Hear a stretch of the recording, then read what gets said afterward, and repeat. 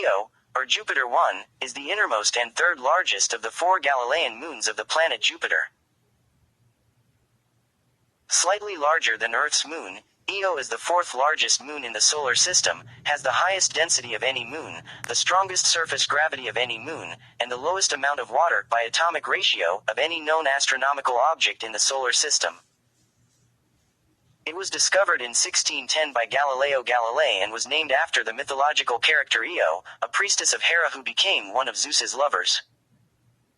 With over 400 active volcanoes, Io is the most geologically active object in the solar system.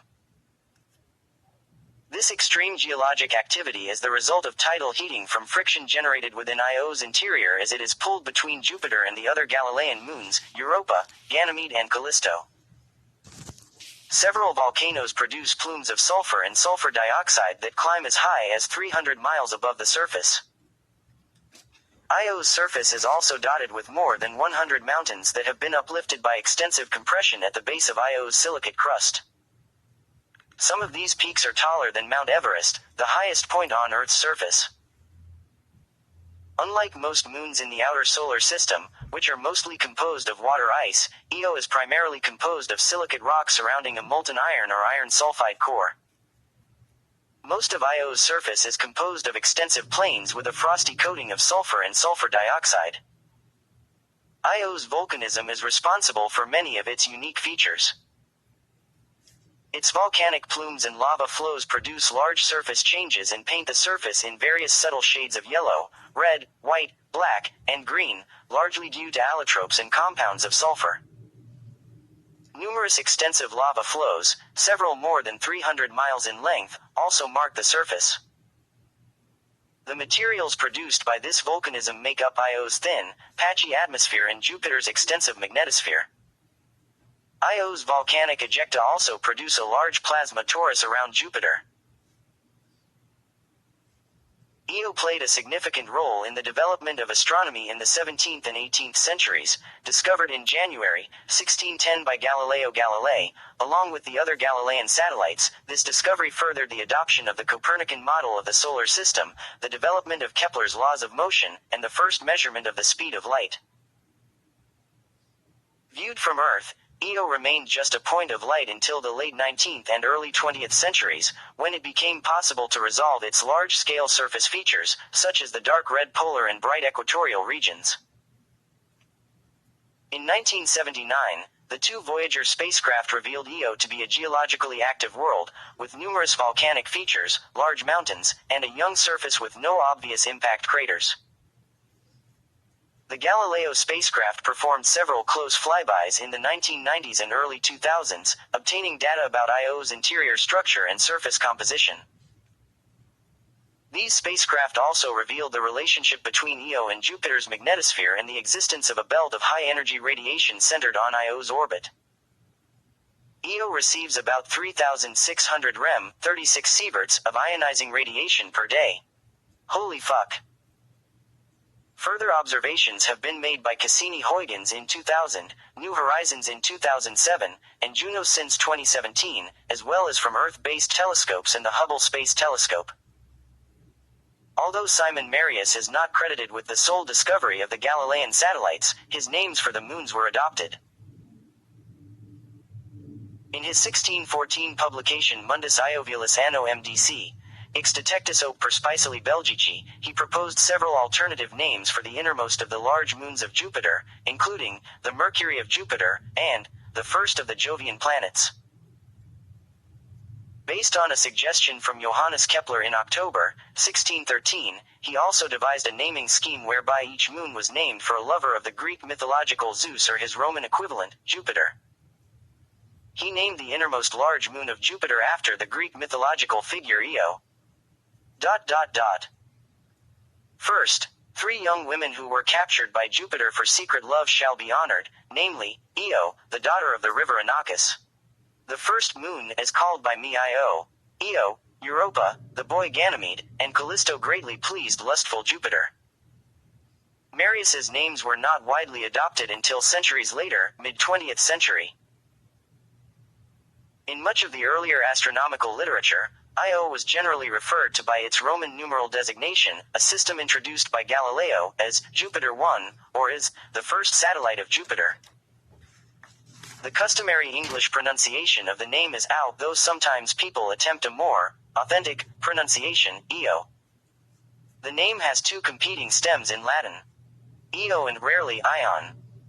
The latter is the basis of the English adjectival form, Ionian. Features on Io are named after characters and places from the Io myth, as well as deities of fire, volcanoes, the sun, and thunder from various myths, and characters and places from Dante's Inferno. Names appropriate to the volcanic nature of the surface. Since the surface was first seen up close by Voyager 1, the International Astronomical Union has approved 225 names for Io's volcanoes, mountains, plateaus, and large albedo features. Fuck you. The approved feature categories used for Io for different types of volcanic features include patera, saucer, volcanic depression fluctus flow, lava flow vallis valley, lava channel, and active eruptive center, location where plume activity was the first sign of volcanic activity at a particular volcano. Named mountains, plateaus, layered terrain, and shield volcanoes include the terms Mons, Mensa Table, Planum, and Thales Rotunda, respectively. Named bright albedo regions use the term Regio. Examples of named features are Prometheus, Pan Mensa, Tivashtar Patere, and Sui Gobe Fluctus.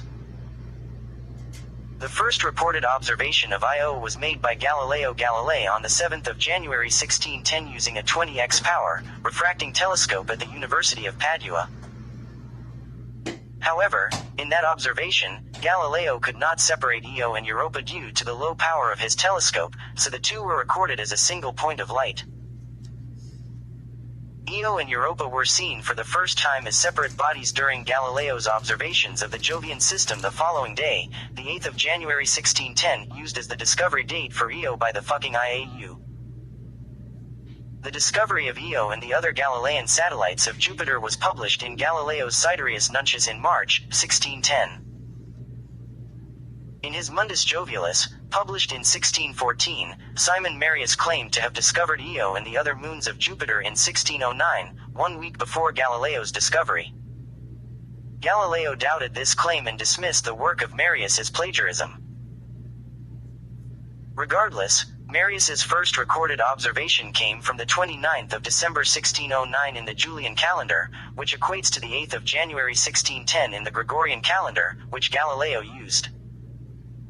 Given that Galileo published his work before Marius, Galileo is credited with the discovery. Assholes. For the next 2.5 centuries, Io remained an unresolved, fifth magnitude point of light in astronomers' telescopes.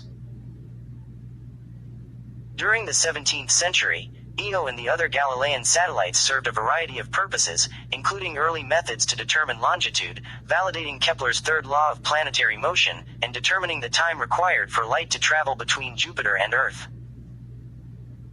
Based on ephemerides produced by astronomer Giovanni Cassini and others, Pierre-Simon Laplace created a mathematical theory to explain the resonant orbits of Io, Europa, and Ganymede. This resonance was later found to have a profound effect on the geologies of the three moons. Improved telescope technology in the late 19th and 20th centuries allowed astronomers to resolve, that is, see as distinct objects large-scale surface features on Io. In the 1890s, Edward E. Barnard was the first to observe variations in Io's brightness between its equatorial and polar regions, correctly determining that this was due to differences in color and albedo between the two regions and not due to Io being egg-shaped, as proposed at the time by fellow astronomer William Pickering, or two separate objects, as initially proposed by Barnard. Later telescopic observations confirmed Io's distinct reddish-brown polar regions and yellow-white equatorial band. Telescopic observations in the mid-20th century began to hint at Io's unusual nature.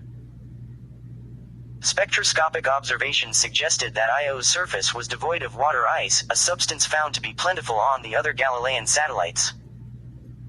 The same observations suggested a surface dominated by evaporates composed of sodium salts and sulfur. Radiotelescopic observations revealed Io's influence on the Jovian magnetosphere, as demonstrated by decametric wavelength bursts tied to the orbital period of Io. The first spacecraft to pass by Io were the Pioneer 10 and 11 probes on the 3rd of December 1973 and the 2nd of December 1974, respectively. Radio tracking provided an improved estimate of Io's mass, which, along with the best available information of its size, suggested it had the highest density of the Galilean satellites, and was composed primarily of silicate rock rather than water ice. The Pioneers also revealed the presence of a thin atmosphere and intense radiation belts near the orbit of Io. The camera on board Pioneer 11 took the only good image of the Moon obtained by either spacecraft, showing its north polar region. Close-up images were planned during Pioneer 10's encounter, but those were lost because of the high radiation environment. When the twin probes Voyager 1 and Voyager 2 passed by Io in 1979, their more advanced imaging system allowed for far more detailed images. Voyager 1 flew past Io on the 5th of March 1979 from a distance of 12,800 miles. The images returned during the approach revealed a strange, multicolored landscape devoid of impact craters. The highest resolution images showed a relatively young surface punctuated by oddly shaped pits, mountains taller than Mount Everest, and features resembling volcanic lava flows. Shortly after the encounter, Voyager navigation engineer Linda A. Morabito noticed a plume emanating from the surface in one of the images. Analysis of other Voyager 1 images showed 9 such plumes scattered across the surface, proving that Io was volcanically active. This conclusion was predicted in a paper published shortly before the Voyager 1 encounter by Stan Peel, Patrick Casson, and R.T. Reynolds. The authors calculated that Io's interior must experience significant tidal heating caused by its orbital resonance with Europa and Ganymede. Data from this flyby showed that the surface of Io is dominated by sulfur and sulfur dioxide frosts. These compounds also dominate its thin atmosphere and the torus of plasma centered on Io's orbit, also discovered by Voyager. Voyager 2 passed Io on the 9th of July 1979 at a distance of 700,000 miles. Though it did not approach nearly as close as Voyager 1, comparisons between images taken by the two spacecraft showed several surface changes that had occurred in the 4 months between the encounters. In addition, observations of Io as a crescent as Voyager 2 departed the Jovian system revealed that 7 of the 9 plumes observed in March were still active in July 1979, with only the volcano Pele shutting down between flybys. The Galileo spacecraft arrived at Jupiter in 1995 after a 6-year journey from Earth to follow up on the discoveries of the 2 Voyager probes and ground-based observations taken in the intervening years. Io's location within one of Jupiter's most intense radiation belts precluded a prolonged close flyby, but Galileo did pass close by shortly before entering orbit for its 2-year primary mission studying the Jovian system. Although no images were taken during the close flyby on the 7th of December 1995, the encounter did yield significant results, such as the discovery of a large iron core, similar to that found in the rocky planets of the inner solar system. Despite the lack of close-up imaging and mechanical problems that greatly restricted the amount of data returned, several significant discoveries were made during Galileo's primary mission. Galileo observed the effects of a major eruption at Pilon Patera and confirmed that volcanic eruptions are composed of silicate magmas with magnesium-rich mafic and ultramafic compositions. Distant imaging of Io was acquired for almost every orbit during the primary mission, revealing large numbers of active volcanoes, both thermal emission from cooling magma on the surface and volcanic plumes, numerous mountains with widely varying morphologies, and several surface changes that had taken place both between the Voyager and Galileo eras and between Galileo orbits. The Galileo mission was twice extended, in 1997 and 2000. During these extended missions, the probe flew by Io 3 times in late 1999 and early 2000 and 3 times in late 2001 and early 2002. Observations during these encounters revealed the geologic processes occurring at Io's volcanoes and mountains, excluded the presence of a magnetic field, and demonstrated the extent of volcanic activity. In December 2000, the Cassini spacecraft had a distant and brief encounter with the Jovian system en route to Saturn, allowing for joint observations with Galileo. These observations revealed a new plume at Tivashtar Pateray and provided insights into Io's aurora. The New Horizons spacecraft, en route to Pluto and the Kuiper Belt, flew by the Jovian system and Io on the 28th of February 2007. During the encounter, numerous distant observations of Io were obtained. These included images of a large plume at Tivashtar, providing the first detailed observations of the largest class of Ionian volcanic plumes since observations of Pele's plume in 1979. New Horizons also captured images of a volcano near Guru Patera in the early stages of an eruption, and several volcanic eruptions that have occurred since Galileo.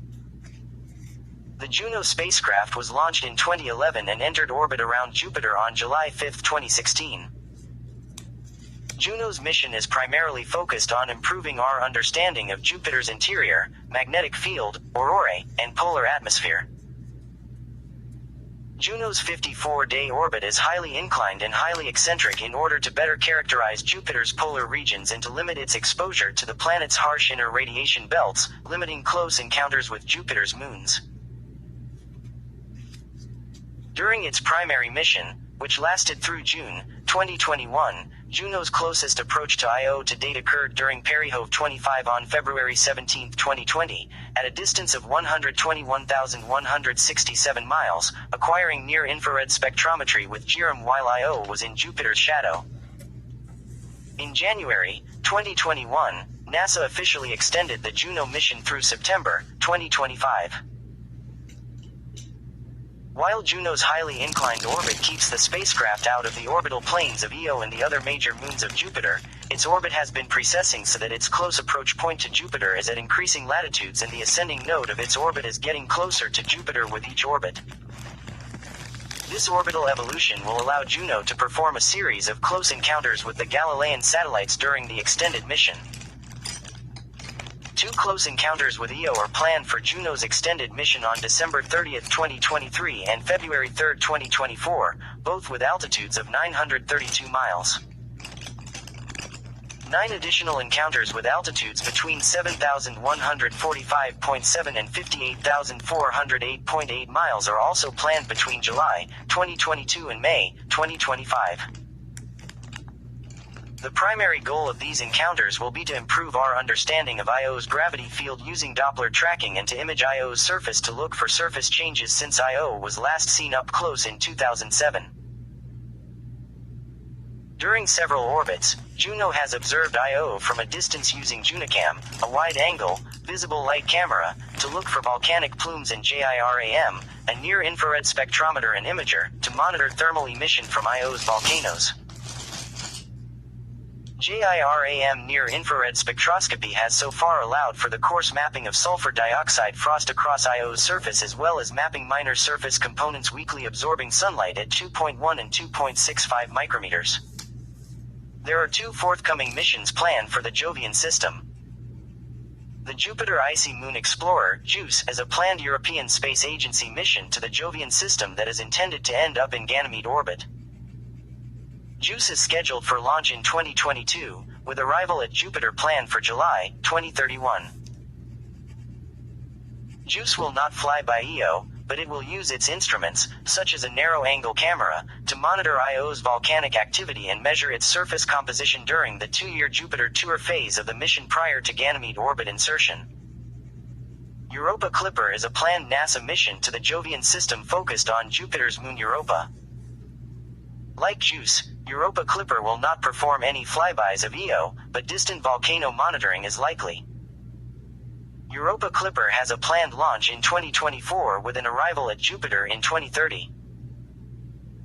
The Io Volcano Observer (EVO) is a proposal to NASA, currently in Phase A, for a low-cost, Discovery-class mission that would launch in January 2029. It would perform 10 flybys of Io while in orbit around Jupiter beginning in the early 2030s. However, the Venus missions Da Vinci Plus and Veritas were selected in favor of those. Io orbits Jupiter at a distance of 262,000 miles from Jupiter's center and 217,000 miles from its cloud tops. It is the innermost of the Galilean satellites of Jupiter, its orbit lying between those of Thebe and Europa. Including Jupiter's inner satellites, Io is the fifth moon out from Jupiter. It takes Io about 42.5 hours to complete one orbit around Jupiter, fast enough for its motion to be observed over a single night of observation. Io is in a 2:1 mean motion orbital resonance with Europa and a 4:1 mean motion orbital resonance with Ganymede, completing 2 orbits of Jupiter for every 1 orbit completed by Europa, and 4 orbits for every 1 completed by Ganymede. This resonance helps maintain Io's orbital eccentricity, 0.0041, which in turn provides the primary heating source for its geologic activity. Without this forced eccentricity, Io's orbit would circularize through tidal dissipation, leading to a geologically less active world. Like the other Galilean satellites and the Moon, Io rotates synchronously with its orbital period, keeping one face nearly pointed toward Jupiter. This synchrony provides the definition for Io's longitude system. Io's prime meridian intersects the equator at the sub-Jovian point. The side of Io that always faces Jupiter is known as the subjovian hemisphere, whereas the side that always faces away is known as the antijovian hemisphere. The side of Io that always faces in the direction that Io travels in its orbit is known as the leading hemisphere, whereas the side that always faces in the opposite direction is known as the trailing hemisphere. From the surface of Io, Jupiter would subtend an arc of 19.5 degrees, making Jupiter appear 39 times the apparent diameter of Earth's moon. Io plays a significant role in shaping Jupiter's magnetic field, acting as an electric generator that can develop 400,000 volts across itself and create an electric current of 3 million amperes, releasing ions that give Jupiter a magnetic field inflated to more than twice the size it would otherwise have. The magnetosphere of Jupiter sweeps up gases and dust from Io's thin atmosphere at a rate of 1 ton per second.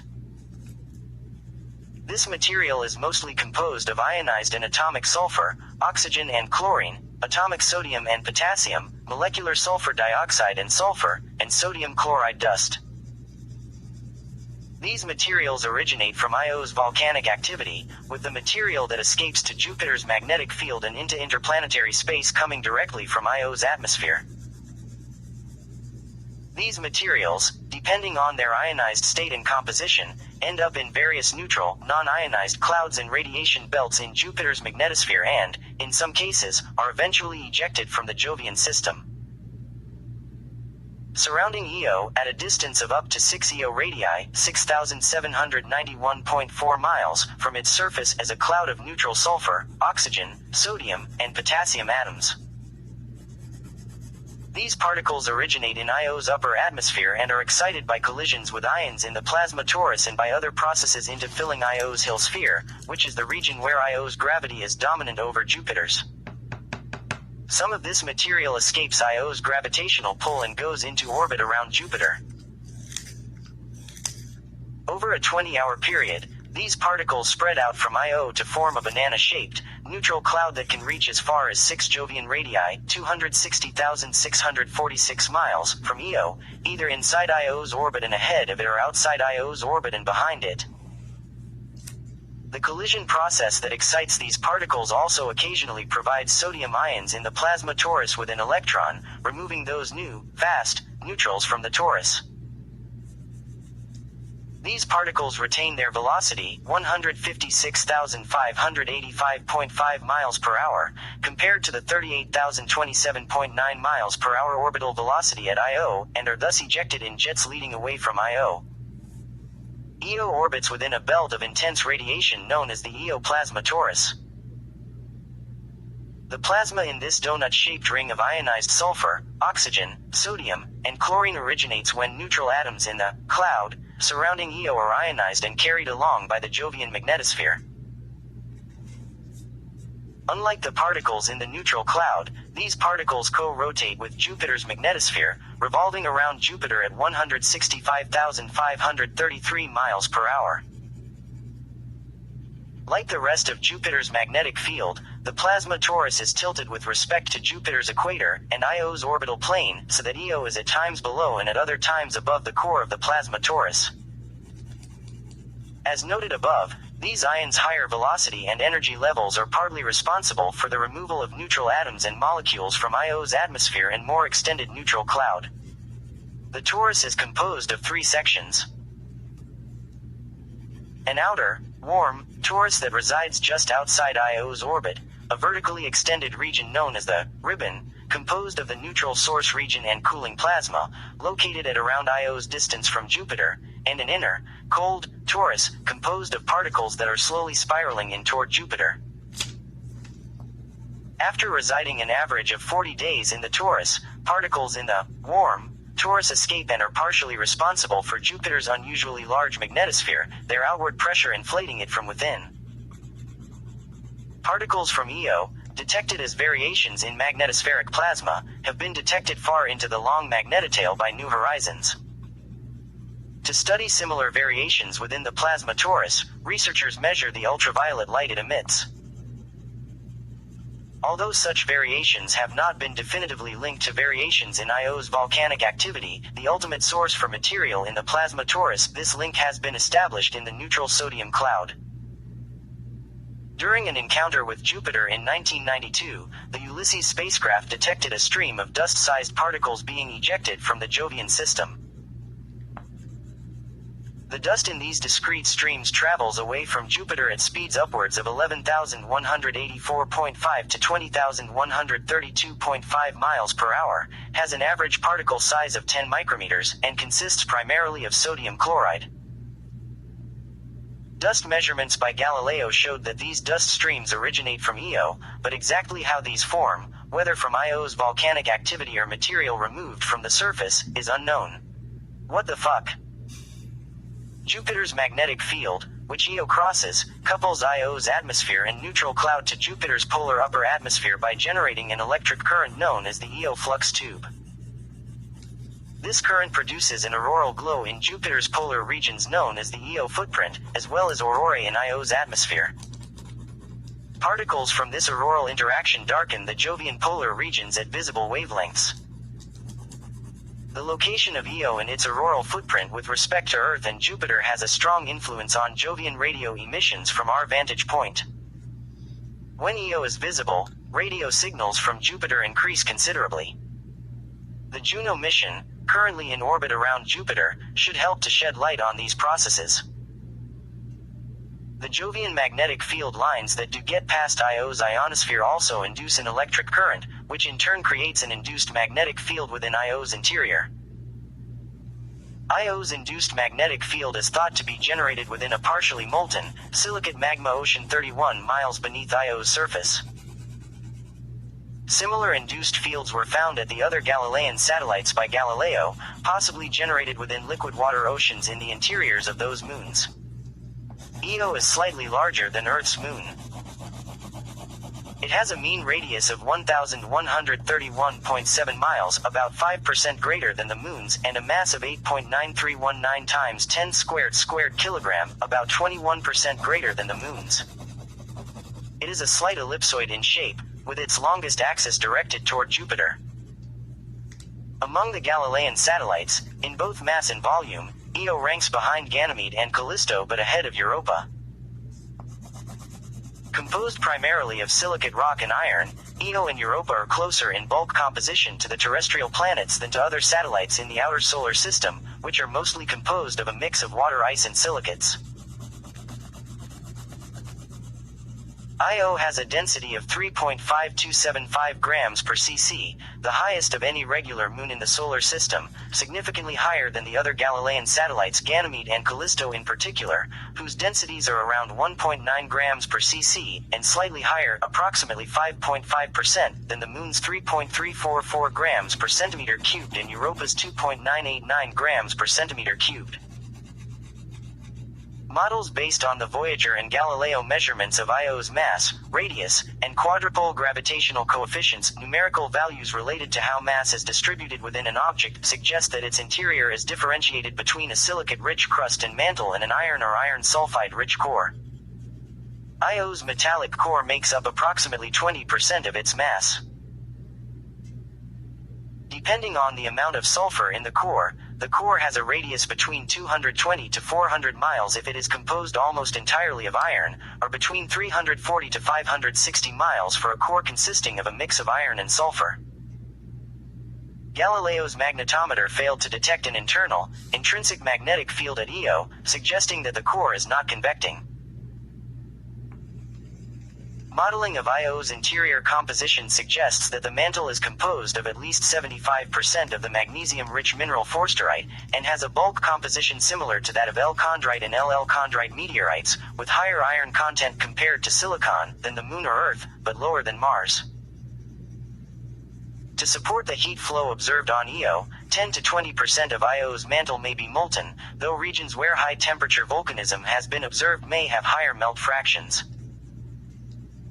However, reanalysis of Galileo magnetometer data in 2009 revealed the presence of an induced magnetic field at Io, requiring a magma ocean 31 miles below the surface. Further analysis published in 2011 provided direct evidence of such an ocean. This layer is estimated to be 31 miles thick and to make up about 10% of Io's mantle. It is estimated that the temperature in the magma ocean reaches 2,192 degrees. It is not known if the 10 to 20% partial melting percentage for Io's mantle is consistent with the requirement for a significant amount of molten silicates in this possible magma ocean. The lithosphere of Io, composed of basalt and sulfur deposited by Io's extensive volcanism, is at least 7.5 miles thick, and likely less than 25 miles thick. Unlike Earth and the Moon, Io's main source of internal heat comes from tidal dissipation rather than radioactive isotope decay, the result of Io's orbital resonance with Europa and Ganymede. Such heating is dependent on Io's distance from Jupiter, its orbital eccentricity, the composition of its interior, and its physical state. Its Laplace resonance with Europa and Ganymede maintains Io's eccentricity and prevents tidal dissipation within Io from circularizing its orbit. The resonant orbit also helps to maintain Io's distance from Jupiter, otherwise tides raised on Jupiter would cause Io to slowly spiral outward from its parent planet. The tidal forces experienced by Io are about 20,000 times stronger than the tidal forces Earth experiences due to the Moon, and the vertical differences in its tidal bulge, between the times Io is at periapsis and apopsis in its orbit, could be as much as 330 feet. The friction or tidal dissipation produced in Io's interior due to this varying tidal pull, which, without the resonant orbit, would have gone into circularizing Io's orbit instead, creates significant tidal heating within Io's interior, melting a significant amount of Io's mantle and core. The amount of energy produced is up to 200 times greater than that produced solely from radioactive decay. This heat is released in the form of volcanic activity, generating its observed high heat flow global total. 0.6 to 1.6 times 10 to the power of 4 W. Models of its orbit suggest that the amount of tidal heating within Io changes with time, however, the current amount of tidal dissipation is consistent with the observed heat flow. Models of tidal heating and convection have not found consistent planetary viscosity profiles that simultaneously match tidal energy dissipation and mantle convection of heat to the surface. Although there is general agreement that the origin of the heat is manifested in Io's many volcanoes as tidal heating from the pull of gravity from Jupiter and its moon Europa, the volcanoes are not in the positions predicted with tidal heating. They are shifted 30 to 60 degrees to the east. A study published by Tyler et al. 2015 suggests that this eastern shift may be caused by an ocean of molten rock under the surface. The movement of this magma would generate extra heat through friction due to its viscosity. The study's authors believe that this subsurface ocean is a mixture of molten and solid rock. Other moons in the solar system are also tidally heated, and they too may generate additional heat through the friction of subsurface magma or water oceans. This ability to generate heat in a subsurface ocean increases the chance of life on bodies like Europa and Enceladus. Based on their experience with the ancient surfaces of the Moon, Mars, and Mercury, scientists expected to see numerous impact craters in Voyager 1's first images of Io. The density of impact craters across Io's surface would have given clues to Io's age. However, they were surprised to discover that the surface was almost completely lacking in impact craters, but was instead covered in smooth plains dotted with tall mountains, pits of various shapes and sizes, and volcanic lava flows. Compared to most worlds observed to that point, Io's surface was covered in a variety of colorful materials, leading Io to be compared to a rotten orange or to pizza from various sulfurous compounds. The lack of impact craters indicated that Io's surface is geologically young. Like the terrestrial surface, volcanic materials continuously bury craters as they are produced. This result was spectacularly confirmed as at least 9 active volcanoes were observed by Voyager 1. Io's colorful appearance is the result of materials deposited by its extensive volcanism, including silicates such as orthopyroxene, sulfur, and sulfur dioxide. Sulfur dioxide frost is ubiquitous across the surface of Io, forming large regions covered in white or gray materials. Sulfur is also seen in many places across Io, forming yellow to yellow-green regions. Sulfur deposited in the mid-latitude and polar regions is often damaged by radiation, breaking up the normally stable cyclic 8-chain sulfur. This radiation damage produces Io's red-brown polar regions. Explosive volcanism, often taking the form of umbrella-shaped plumes, paints the surface with sulfurous and silicate materials. Plume deposits on Io are often colored red or white depending on the amount of sulfur and sulfur dioxide in the plume. Generally, plumes formed at volcanic vents from degassing lava contain a greater amount of S2, producing a red fan deposit, or in extreme cases, large, often reaching beyond 280 miles from the central vent, red rings. A prominent example of a red ring plume deposit is located at Pele. These red deposits consist primarily of sulfur, generally 3 and 4-chain molecular sulfur, sulfur dioxide, and perhaps sulfuryl chloride. Plumes formed at the margins of silicate lava flows through the interaction of lava and pre-existing deposits of sulfur and sulfur dioxide produce white or gray deposits. Compositional mapping in Io's high density suggests that Io contains little to no water, though small pockets of water ice or hydrated minerals have been tentatively identified, most notably on the northwest flank of the mountain Jishbar Mons. Io has the least amount of water of any known body in the solar system. Holy fucking cock. This lack of water is likely due to Jupiter being hot enough early in the evolution of the solar system to drive off volatile materials like water in the vicinity of Io, but not hot enough to do so farther out. The tidal heating produced by Io's forced orbital eccentricity has made it the most volcanically active world in the solar system, with hundreds of volcanic centers and extensive lava flows.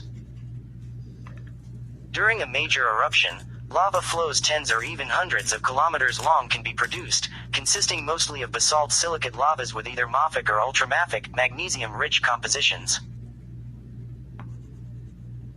As a byproduct of this activity, sulfur, sulfur dioxide gas and silicate pyroclastic material, like ash, are blown up to 120 miles into space, producing large, umbrella-shaped plumes, painting the surrounding terrain in red, black, and white, and providing material for Io's patchy atmosphere and Jupiter's extensive magnetosphere. Io's surface is dotted with volcanic depressions known as paterae, which generally have flat floors bounded by steep walls. These features resemble terrestrial calderas, but it is unknown if they are produced through collapse over an emptied lava chamber like their terrestrial cousins. One hypothesis suggests that these features are produced through the exhumation of volcanic sills, and the overlying material is either blasted out or integrated into the sill. Examples of paterae in various stages of exhumation have been mapped using Galileo images of the Chakmaxtli region. Unlike similar features on Earth and Mars, these depressions generally do not lie at the peak of shield volcanoes and are normally larger, with an average diameter of 25 miles, the largest being Loki Patera at 126 miles. Loki is also consistently the strongest volcano on Io, contributing on average 25% of Io's global heat output. Whatever the formation mechanism, the morphology and distribution of many paterae suggest that these features are structurally controlled, with at least half bounded by faults or mountains. These features are often the site of volcanic eruptions, either from lava flows spreading across the floors of the paterae, as at an eruption at Jishbar Patera in 2001, or in the form of a lava lake. Lava lakes on Io either have a continuously overturning lava crust, such as at Pele, or an episodically overturning crust, such as at Loki. Lava flows represent another major volcanic terrain on Io. Magma erupts onto the surface from vents on the floor of paterae or on the plains from fissures, producing inflated, compound lava flows similar to those seen at Kilauea in Hawaii. Images from the Galileo spacecraft revealed that many of Io's major lava flows, like those at Prometheus and Amirani, are produced by the buildup of small breakouts of lava flows on top of older flows. Larger outbreaks of lava have also been observed on Io. For example, the leading edge of the Prometheus flow moved 47 to 59 miles between Voyager in 1979 and the first Galileo observations in 1996. A major eruption in 1997 produced more than 1,400 square miles of fresh lava and flooded the floor of the adjacent Pilin Patera. Analysis of the Voyager images led scientists to believe that these flows were composed mostly of various compounds of molten sulfur. However, subsequent Earth-based infrared studies and measurements from the Galileo spacecraft indicate that these flows are composed of basaltic lava with mafic to ultramafic compositions. This hypothesis is based on temperature measurements of Io's hotspots, or thermal emission locations, which suggest temperatures of at least 1,880 degrees and some as high as 2,420 degrees. Initial estimates suggesting eruption temperatures approaching 3,140 degrees have since proven to be overestimates because the wrong thermal models were used to model the temperatures. The discovery of plumes at the volcanoes Pele and Loki were the first sign that Io is geologically active. Generally, these plumes are formed when volatiles like sulfur and sulfur dioxide are ejected skyward from Io's volcanoes at speeds reaching 2,236.9 miles per hour, creating umbrella-shaped clouds of gas and dust. Additional material that might be found in these volcanic plumes include sodium, potassium, and chlorine. These plumes appear to be formed in one of two ways. Io's largest plumes, such as those emitted by Pele, are created when dissolved sulfur and sulfur dioxide gas are released from erupting magma at volcanic vents or lava lakes, often dragging silicate pyroclastic material with them. These plumes form red from the short-chain sulfur and black from the silicate pyroclastics deposits on the surface. Plumes formed in this manner are among the largest observed at Io, forming red rings more than 620 miles in diameter. Examples of this plume type include Pele, Tivashtar, and Dajbog. Another type of plume is produced when encroaching lava flows vaporize underlying sulfur dioxide frost, sending the sulfur skyward. This type of plume often forms bright circular deposits consisting of sulfur dioxide. These plumes are often less than 62 miles tall, and are among the most long-lived plumes on Io. Examples include Prometheus, Amirani, and Masubi. The erupted sulfurous compounds are concentrated in the upper crust from a decrease in sulfur solubility at greater depths in Io's lithosphere and can be a determinant for the eruption style of a hot spot. Io has 100 to 150 mountains. These structures average 3.7 miles in height and reach a maximum of 10.9 plus or minus 0.9 miles at South Busal Montes. Mountains often appear as large. The average mountain is 98 miles long, isolated structures with no apparent global tectonic patterns outlined, in contrast to the case on Earth. To support the tremendous topography observed at these mountains requires compositions consisting mostly of silicate rock, as opposed to sulfur. Despite the extensive volcanism that gives Io its distinctive appearance, nearly all its mountains are tectonic structures, and are not produced by volcanoes. Instead, most Ionian mountains form as the result of compressive stresses on the base of the lithosphere, which uplift and often tilt chunks of Io's crust through thrust faulting. The compressive stresses leading to mountain formation are the result of subsidence from the continuous burial of volcanic materials. The global distribution of mountains appears to be opposite that of volcanic structures. Mountains dominate areas with fewer volcanoes and vice versa. This suggests large-scale regions in Io's lithosphere where compression, supportive of mountain formation, and extension, supportive of patera formation, dominate. Locally, however, mountains and paterae often abut one another, suggesting that magma often exploits faults formed during mountain formation to reach the surface.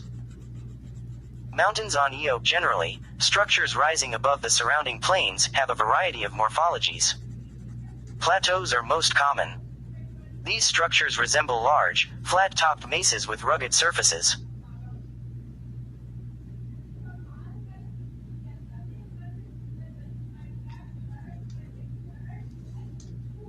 Other mountains appear to be tilted crustal blocks, with a shallow slope from the formerly flat surface and a steep slope consisting of formerly subsurface materials uplifted by compressive stresses.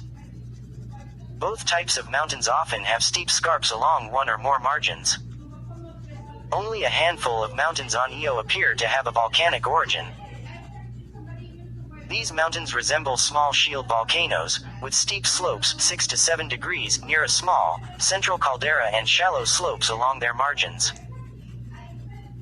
These volcanic mountains are often smaller than the average mountain on Io, averaging only 0.6 to 1.2 miles in height and 25 to 37 miles wide. Other shield volcanoes with much shallower slopes are inferred from the morphology of several of Io's volcanoes, where thin flows radiate out from a central patera, such as at Ra Patera. Nearly all mountains appear to be in some stage of degradation.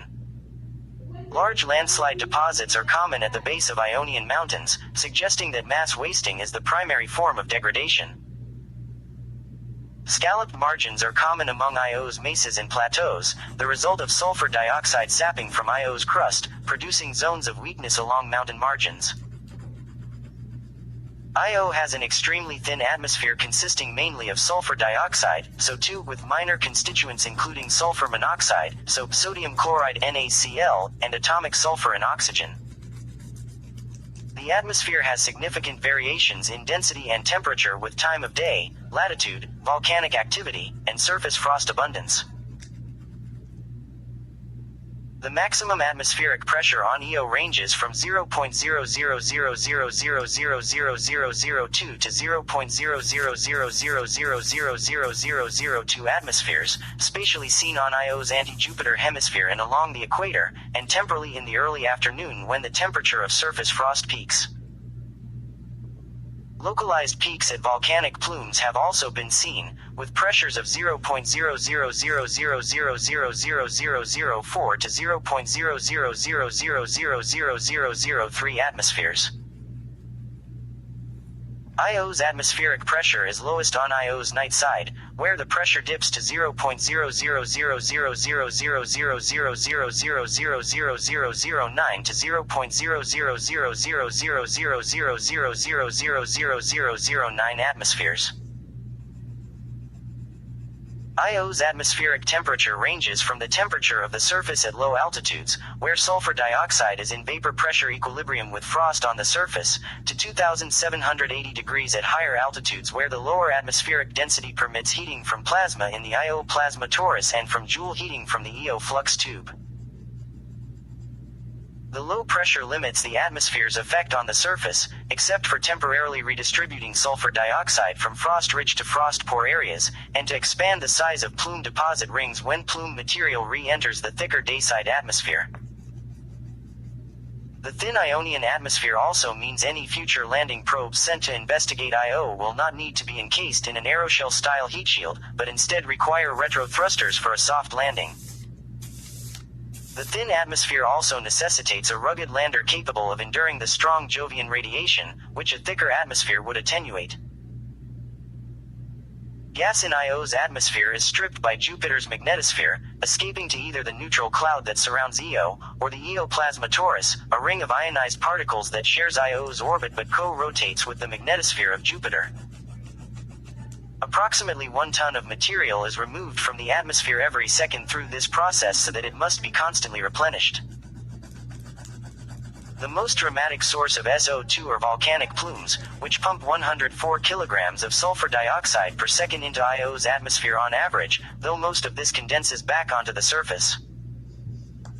Much of the sulfur dioxide in Io's atmosphere is sustained by sunlight-driven sublimation of SO2 frozen on the surface.